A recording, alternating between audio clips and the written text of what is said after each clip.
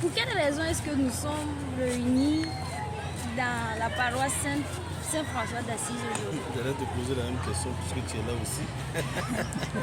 Voilà, nous sommes là pour célébrer la solennité de la Pentecôte, descente de l'Esprit Saint. C'est avec joie que nous allons assister à la confirmation de 945 enfants.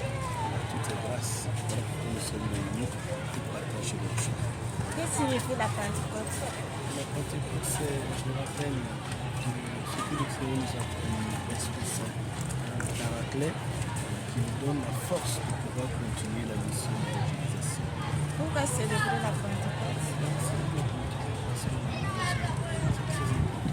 foi de l'Église catholique, parce que c'est avec cette foi que nous pouvons continuer le combat. Nous avons été envoyés en mission par l'Église, vous serez mais des témoins.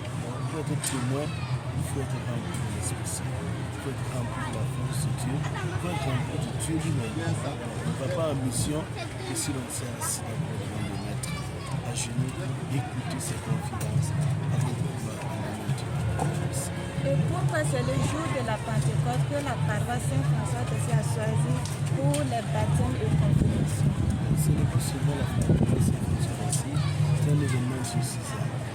Traditionnellement, la Pentecôte, nous célébrons dans la plupart des paroisses, avant qu'il y ait une difficulté particulière. Nous célébrons ces sacrements de l'initiation qui étaient le baptême, l'Eucharistie et la confirmation pour les enfants.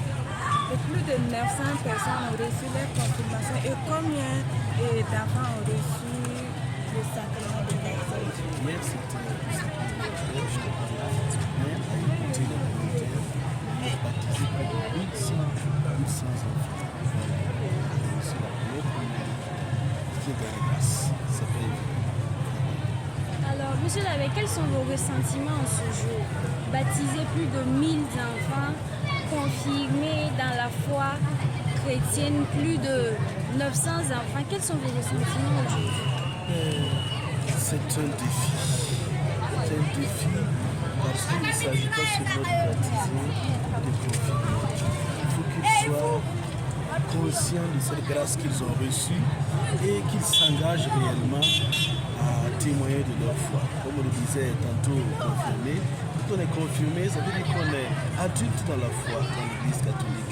Alors, appelez donc à témoigner de la foi dans les différents groupes, associations et mouvements de la paroisse. C'est en cela qu'on témoignera de Jésus.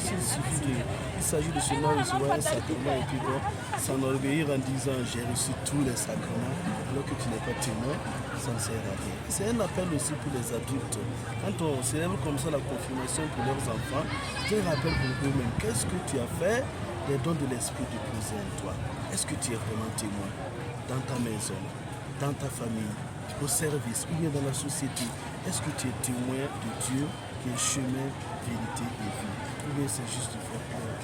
Voilà, il y a des dons, des grâces et des charismes qui ont été déposés en chacun de nous. Il faut qu'ils se réveillent pour témoigner de la beauté de l'Église, pour travailler au rayonnement de l'Évangile.